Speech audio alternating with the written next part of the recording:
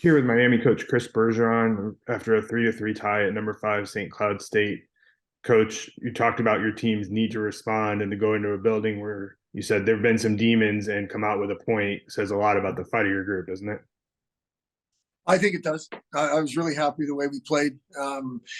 Obviously, on the wrong side of a couple plays here or there, shorthanded goal comes to mind. I mean, Red Savage had a breakaway with under a minute to go in the game, but all in all, we battled hard. We found a way to score 3 goals, which we haven't been able to do.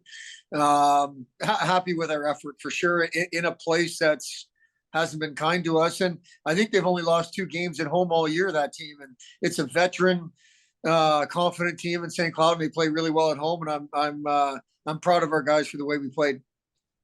Strong performances from several different players you could single out, but Jack Clement was +2 tonight. Had one play where he blocked a shot and ended up with an assist going the other way, kind of a 2-goal swing almost there. What did you see from him and just kind of the leadership through what's been a tough stretch that has helped your program?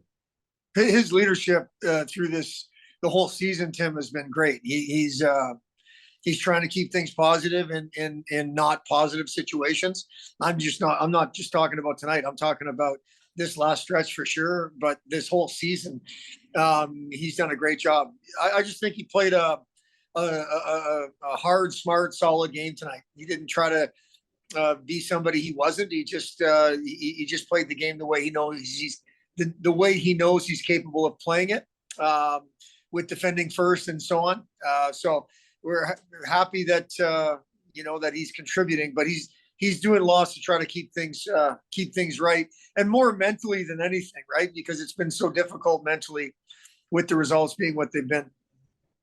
I know you don't want to give up 8 power play chances in a game, but then the flip side of that, the penalty kill went 8 for 8. You had the big 5-on-3 kill late in the second period. What did you see from that unit? Well, Zach Isaac is working really hard. I mean, he takes it personally when the penalty kill doesn't do well. The last time we played with North Dakota was 4 for 8. And they worked real hard on it this week in practice and with video and on the ice. And, I think it's just a good game plan, and the kids executed it properly. 2 goals in 4-on-4 situations. Anything that you saw in particular there? Kind of obviously, a bigger ice sheet anyway, we've talked about, but the 4-on-4, you kind of get a couple chances tonight able to capitalize there. Yeah, I just think Williams' goal was a good play by Dukovac. I mean, it was I just thought it was a good goal. We typically don't play a whole lot of 4-on-4. And I would, my feeling is St. Cloud's probably pretty darn good on the 4-on-4, just with some of the people they have.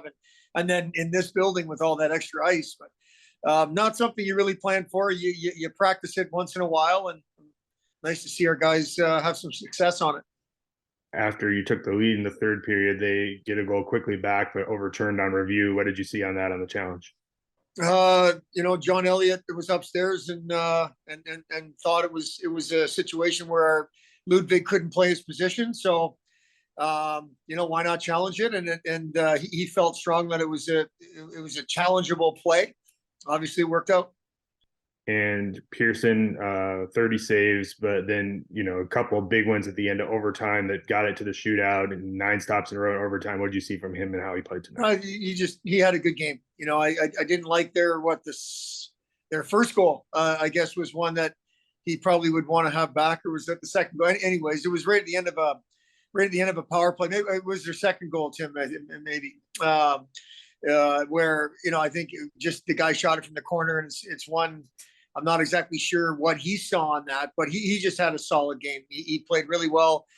I wish, he felt better about his game than he probably does right now, because he deserves to feel better. He played well, and it goes down as a tie. I mean, the shootout is what these fans see on television, so I understand, I get it.